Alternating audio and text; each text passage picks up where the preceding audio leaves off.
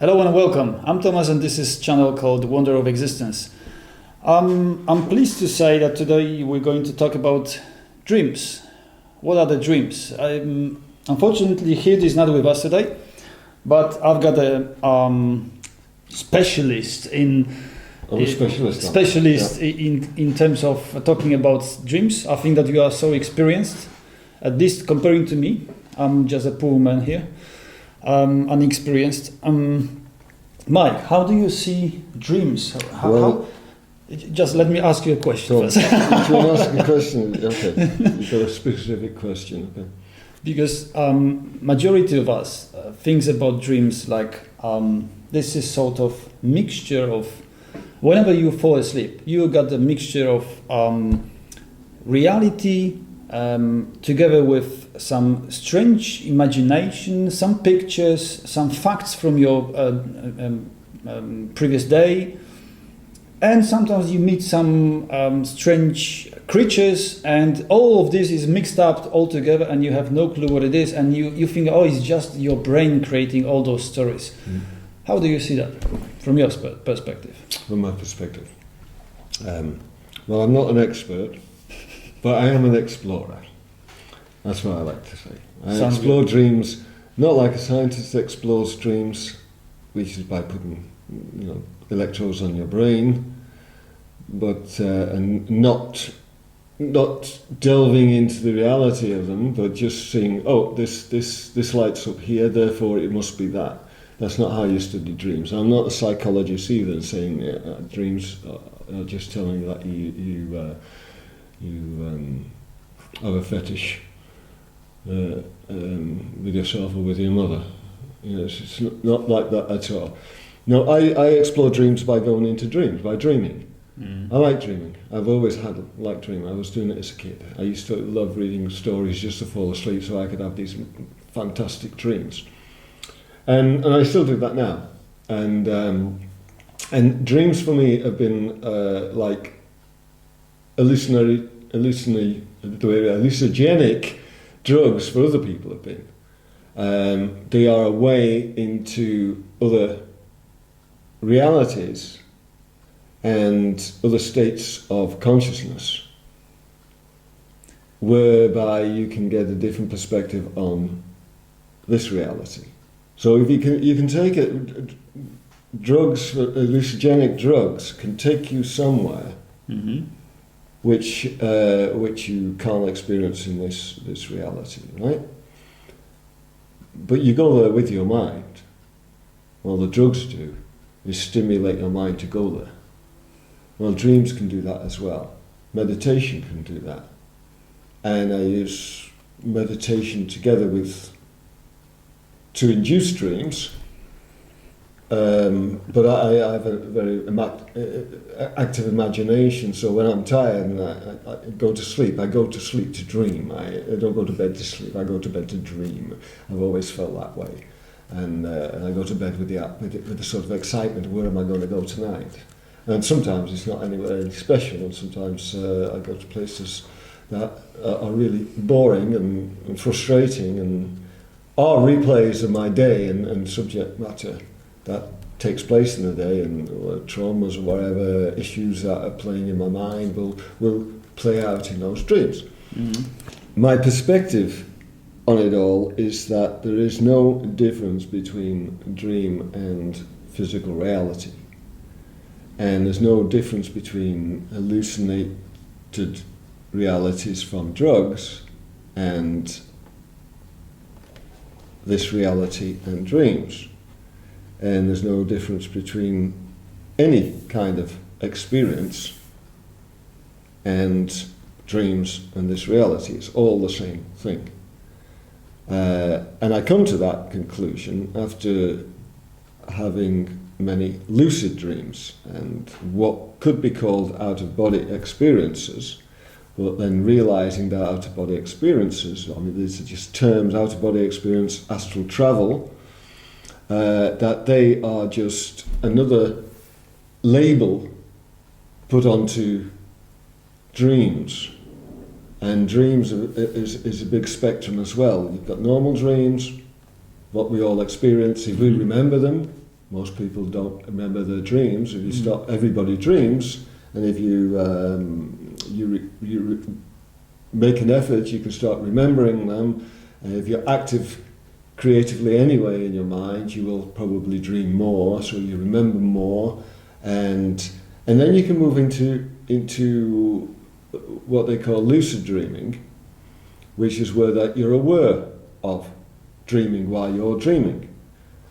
Now, what I see and what I've experienced, and what I've come to conclude after many experiences, I'm talking about 100 experiences, and of active dreaming, active consciously dreaming, and getting there from sleep, getting there from visualizing, getting there from meditation, is that there is just one spectrum of one consciousness, one reality of consciousness, and within there is spectrums of awareness. And one of those spectrums of awareness is physical reality. Another one is dreaming. And in dreaming, you're basically coming out of the focus of physical reality into the sort of ocean of consciousness. Let's see consciousness as an ocean, as a metaphor. Yeah, it's an ocean. It's all water, and physical reality is a bucket full of water in the ocean. It's not surrounded by metal, but it's a bucket full of bubble of consciousness. That is physical reality, and then you've got a droplet within that bucket that can move without any problem through that borderline. It's out of physical reality, and it's in the ocean again. And in the ocean, anything can go because it's pure imagination, pure consciousness, pure thought. And so physical reality belongs in the ocean of consciousness, but so do dreams. And so do lucid dreams, and so do out-of-body experiences, and so do drug-induced hallucinations, and so do psychotic-induced hallucinations, so do astral travel-induced hallucinations. Everything is all the same thing. It's just a bigger world, bigger consciousness world of pure imagination. And but the difference is the level of your personal awareness that takes place. It's not just like, this is a lucid dream, you are aware. There's so many different levels of awareness within that lucid dream. You could be having a lucid dream, a full lucid dream, full awareness, and you know that your physical body is still in sleep. You can contemplate that. And then you can take your time to decide what you're going to do with that experience. But there are other levels of awareness that you know there's something not quite right. You know you're not in a real reality, or you're not in the physical reality. But you have no contemplation of where your body is. You don't make that link. You just know something's not quite right. And then there's other levels where you feel like you're fully conscious, and you know you can change the reality you're in because it's not your physical reality. But then you follow the storyline instead of saying, well, I can change things, but so I don't need to follow this dreamlike storyline that's going through it. So you're still setting yourself up as a sort of as if you're acting as if you are in a physical cause and effect reality, but you're not. You're totally free to create any reality you want within that sphere of that ocean of imagination. So the one thing that changes, or the only thing that changes, is your level of awareness. And physical reality is a specific form of dream where you, I think, have chosen, I believe it, that your consciousness, the consciousness identity that is you, or the awareness identity that is you within this ocean of consciousness, has chosen to be anchored in this physical sphere. for whatever purpose you choose to think of. An experience, a lesson, more awareness, perspective. You can choose any reason you like to believe why you might have chosen to be here, but the fact that this physical reality is anyway in the ocean means it's not any different. It's just another type of dream. It's a dream of being in a physical reality over 70, 80 years. That's what the dream is. And while you're in that, you can also escape it and have other dreams. And in those dreams, you're outside of the physical reality, in the bigger ocean, where anything can, storylines from here, from the physical reality can come in, and other elements that you haven't really thought of, total random elements from maybe from other people's dreams, from other people's experiences, from past life experiences, from the wider consciousness system. Anything can come in, and you can just pick up on it, and then obviously it's going to have to fit together. You will experience it as a storyline because that's how your awareness works. You're trying to look for some kind of logical thing to anchor to. Mm. Do you understand any of that? Yeah. But I'm just I got a question regarding this lucid dreams, because you say that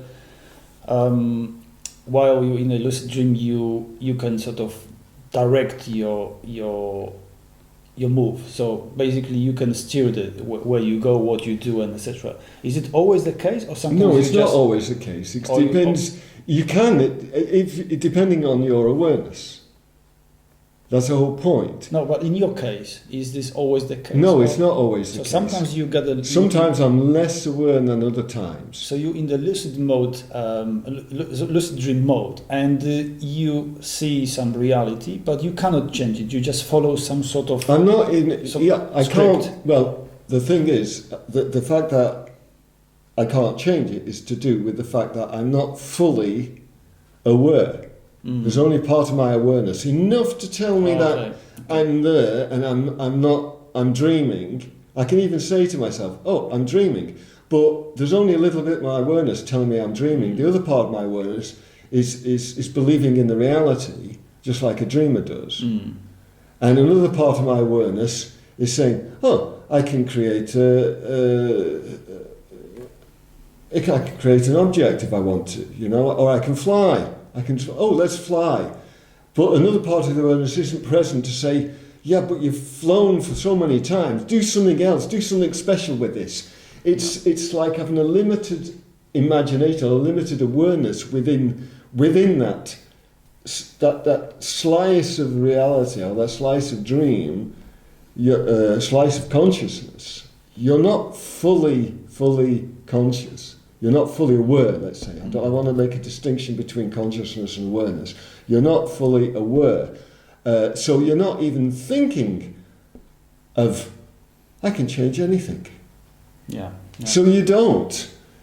And one of the things is distractions. I mean, the reason we don't know this, why we're so anchored here in this physical reality, by my understandings, the reason we're anchored here and that we don't have so much access to the greater consciousness system, that we're not all psychic. The reason is we're distracted. It's only distraction that keeps us here. It's physical distraction. We feel the physical ground under our feet. We feel our skin, we feel our emotions, we feel our... So the physicality. The physicality distracts us from the fact that it's not really physical.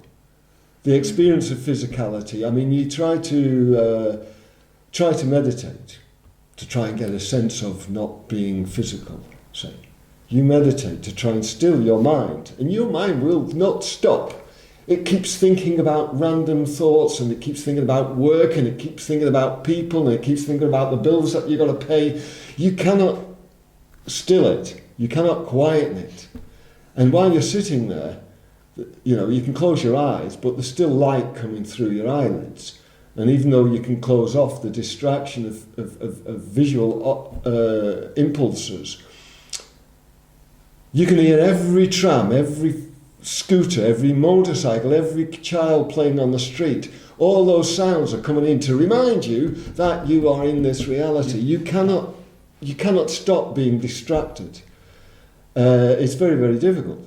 So that's what creates this sense of being in a different reality, in a real reality, is that you are constantly distracted. You're held here, you're anchored here because of that. And when you leave it and you go into, say, dream, and I don't make a distinction between dream and out-of-body experience and astral travel or hallucinatory experience. It's all in this ocean. It's outside of this bubble of physical reality. There is the scope. You can go anywhere. But you've got to be awake. Yeah. And you're not always... You're distracted still by things from here, and maybe things from there, and things from there, and things from there. You're distracted, and you're not fully aware that you are free there. But when you are, you can do amazing things with it. But when you're dreaming, I mean, the dreams, maybe basic question, what do you think, why we need a dream? Is it part of some sort of physical... We need it as a human beings. Why do we need to dream? Do we need it? We only say we need it as human beings because we take the perspective of being human beings. So we're looking at it from this perspective. Why do I need to go there? Well, if you take it from this perspective, why do I choose to go there? You know, you have a different answer. I don't know, but from the answer of being human, why we would need to dream. I know there's a lot of psychologists and scientists who said, oh yeah, but we need it because the mind needs to order memories and needs to... Yeah. I think it's too simple to think of it like that.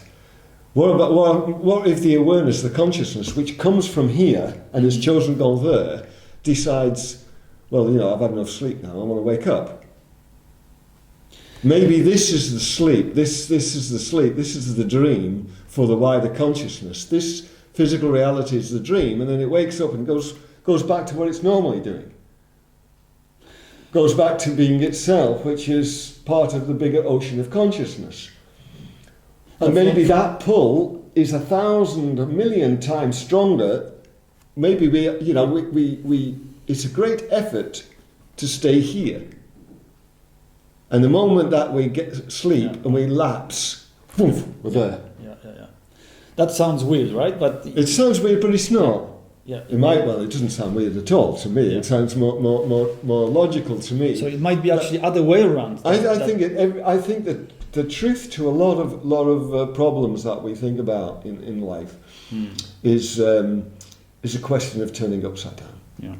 There's a lot of truth in that. Whether it's in society or whether it's in trying to understand deeper concepts, if you turn it around and think from the other side, I think you get closer to the truth about what it all is. From that side, yes, that sounds like an idea, yes, indeed. But let me go back a bit more to the physical world now. So your body, look at the animal world. We are part of the animal world, and all animals actually sleep. Even the horse, it's standing still, but it sleeps. All animals sleep. Most mammals, especially, they dream. I don't know if ants sleep, to be honest. I don't know, but at least, as you said, these mammals.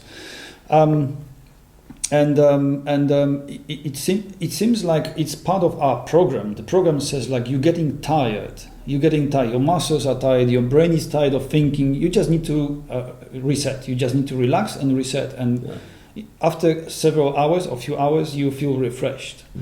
So it seems like from the physical perspective, there's a need for your physical body, to take a rest and relax. The scientists might say, yeah, that's how it is with us. We need the rest in order to consume the content of entire day and put it in separate cells and to make the structure of what happened during your day. But then you've got a nap. Why do you have a nap? Why do you have a half an hour nap? What does it mean then to have a nap? Why do you have a nap? And I understand that your body, your organism is simply tired, and then you go into this mode. Putting aside the physical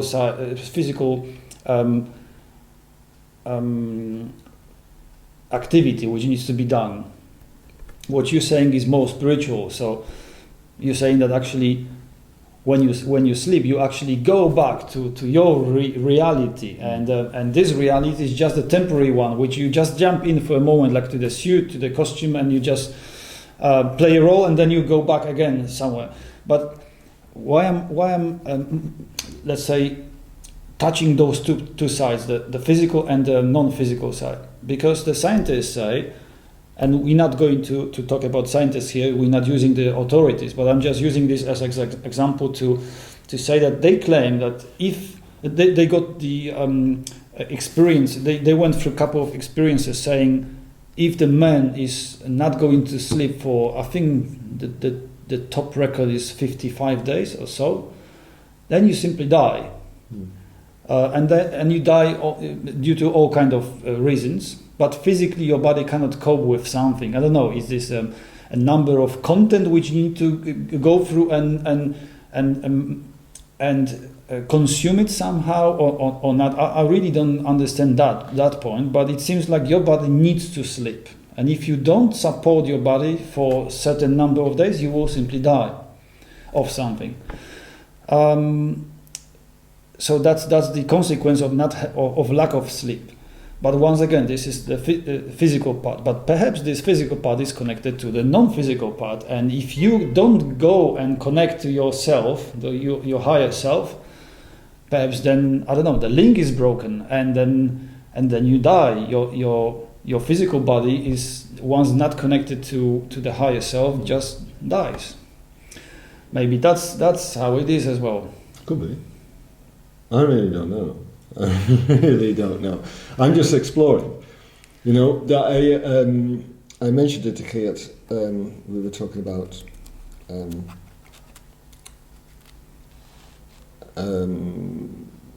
sort of metaphorical structures that you can hold on to explain reality, and I use a lot of people have said, yeah, life is a journey. So you see life as a journey, it can help you through. Life is a dance. I know that is one of the things that Alan Watts says. You're just here, dance. You're part of the dance. There's no end thing. You don't dance to there. You just enjoy dancing. That's the whole purpose of it. And I like to, because I am busy with story writing and things, I like to use the metaphor of story. Life is story, and you are the writer of it, and you can write it any way you want to a certain end. Or maybe you've already written it, or maybe you've written the plot, but you're allowed to change it halfway through, and give it it's just a sketch, it's a first draft, but now you're here to live the full draft, and when I was talking with this, I was talking with him and my brother first, and said, okay, everybody here, like a book, if you've got a story, you've got a theme. Your story is different from mine because you've got a different theme in that story. But if you know your theme, then you know what your story is going to be, so you can actually follow it instead of trying to, follow a werewolf story when your story is supposed to be about cowboys. So. But that would mean that your team is sort of prepared for you. Well, yeah. Or you've prepared it for yourself. Or you prepared it for yourself, yeah. I want to live a cowboy story. I want to live a hero story. I want to live a victim story. I want to live a struggle story. I want to live a hero story. No, I want to live a werewolf story. Wherever it might be. And but you set the story up and you live it and you experience it, and but I use that because for me, imagine if you see your life as a story, and it's not at the plot where you want it to be. So you're having a lot of frustration. So your life's going downhill. I mean, yeah, but that makes it a great drama. Yeah. If you watch a film or read a story, and it's a guy has a good upbringing, very successful life, and dies, nothing happens. No, you need some drama in there. You need some struggle and drama, and you need that person to come out of it to feel satisfied that you've had an exciting story. But in our own lives, we just want everything to be hunky-dory all the way through. And so, at the end of their life, you look back and say, what was your story? Well, nothing. I didn't do anything. It just went all good for me. And, but maybe that's also fine. Maybe it's fine. Or does it have to be spiced up? Maybe it can be just a regular one, or a boring one, or whatever. But that's the point of taking it as a story and to say, well, what really excites you? Do you want an exciting life or do you want a boring life? Well, I want a boring life. Well, okay, you've got nothing to complain about. And most boring people don't complain about their lives. But if you've got some spiciness in it or some struggle in it, then see it as a story and say, yeah, but this is the part, this is the chapter, this is part of the arc that I've got to get through to. Yeah, right. I'm coming to the point. Yeah, because now we're switching to the point of life. No, I'm coming back to dreams. Yeah, now back to dreams. Yeah, yes. I'll come quickly to it. Okay. The other part of this thing of the stories is that, okay, well, give your life, if it was a book, give it a title. What can you use it as a title? And I had a particular title I worked out that I was telling Geert about perspective, where, you have a spiritual perspective of spirituality, you have a spiritual perspective of humans, of physical reality, you have a spiritual perspective of physical reality from physical reality, and then you have a perspective of spirituality from being physical. Yeah? Mm-hmm. All those 4 different perspectives. Mm-hmm. Spiritual to spiritual, spiritual to physical, physical to physical, physical to spiritual. And my interest is physical to spiritual at this moment. And I find that link through dreaming. So I'm aware that I'm experiencing physical, but it's not my interest area. My interest area is the spiritual, and I get there through dreams, meditations, out-of-body experiences, that sort of thing, which is, I realise, is all the same thing. But dreaming is where we are when we're outside of the physical reality. Okay, because whether we're aware of dreaming or not doesn't matter. But that dreams for me, to round it off, dreams are the world outside the physical. Because that's exactly my second part of the question. Because you can cut anything you like out of this conversation that I just monologue. You can cut it all out if you want. No, it's fine. because some people claim that when you dream, you move to the different reality. Some people claim that this is an astral dimension that you move to. Yeah. How do you see that? Where do you travel? Do you travel anywhere, or what do you do? Sometimes I do, sometimes I don't. Astral travel is a terminology. It's terminology from a long time ago when it was all spiritual and woo-woo and reserved for the initiated, and out-of-body experiences is also and near-death experiences. They're all labels for an experience outside the physical, an awareness that's situated outside the physical. Yeah. And dreams are always put into a little box. I said, yeah, but that only happens inside your head. Mm.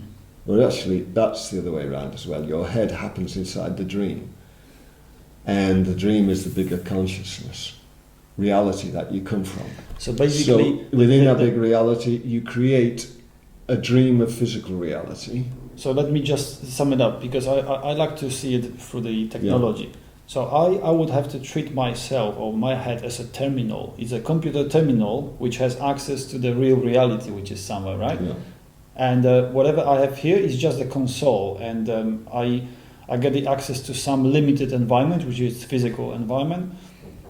But whenever I go sleep, I go back to non-physical reality, and I use my brain or whatever I have in my brain to connect to this non-physical reality. And whenever I sleep or I got an ND, OB, or whatever else, then I'm out of my body.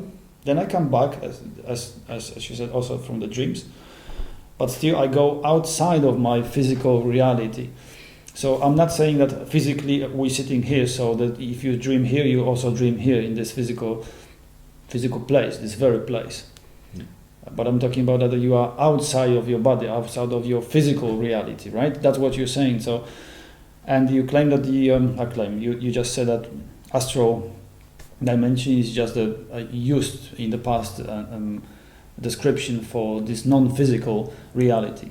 Some people claim that, once again, say that physical is limited. Is this lowest layer of dimensions where you're limited with your activities due to the physical borders or barriers. Yeah.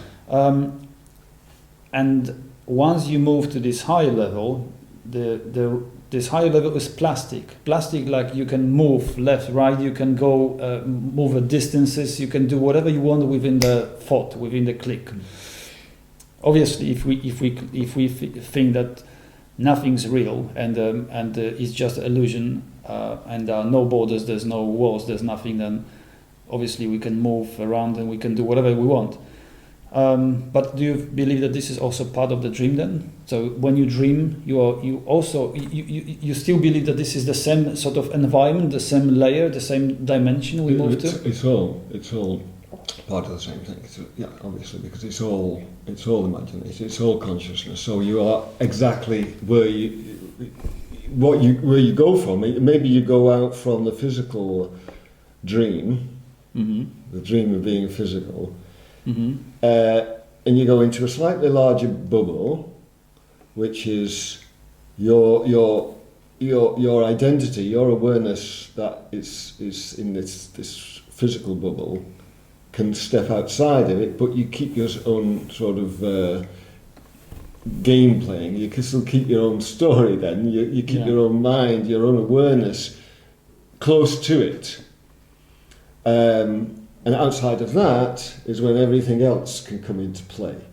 So it can be your own limited imagination or your own personal imagination that plays out in what we call dreams. But dreams are the same substance as out-of-body experiences and astral travel, which is labels for the bigger consciousness field or consciousness ocean or system, whatever you want to call it. Explain it. Dreams are a label as well. The dreams. Once you're dreaming, you are in the wider reality. It still might be a pocket of the wider reality, more influenced by what you've experienced in the pocket called physical reality, but it's still all of it, even the physical reality, is still all within the ocean of the real reality, which is the ocean of pure consciousness and imagination, where anything can go. And talking about different levels and higher and lower, there is no higher and lower. All there is gradations of awareness to limit and limit and limit and limit and limit for certain experiences. So we've limited ourselves here, but it doesn't mean that we're lower. Not lower in any sort of evolutionary experience or terminology. It's there is no up and down. There is no higher. There's a vaster consciousness, but it's not any higher. This is just as high because it's in it, So it can't be lower down. This is all terminology that comes out of old beliefs of gods and humans and higher spirituality, which have more value than lower spirituality. It all comes out from old religious and also ideas. it's a problem of expressing yourself with the words which exist in this physical reality. If you don't know, if you ever exposed to what's over there, all those people who's been exposed to what's over there, they claim that it's very difficult to describe it because you lack actually proper expressions in the human language to describe those. So they try to mimic or sort of replace what they see or compare to something in this world. But that's the story for another time. It's been great talking to you, Mike. Good stuff, I've always had a lot of fun talking to you, but I think that we need to park it for now. I think that we just scratched this topic. Well, Dream the next time Fiat isn't here, we can carry on with this one. Yes, that's my idea. Well, okay, so thanks for now, Mike, and thank you very much, and see you next time.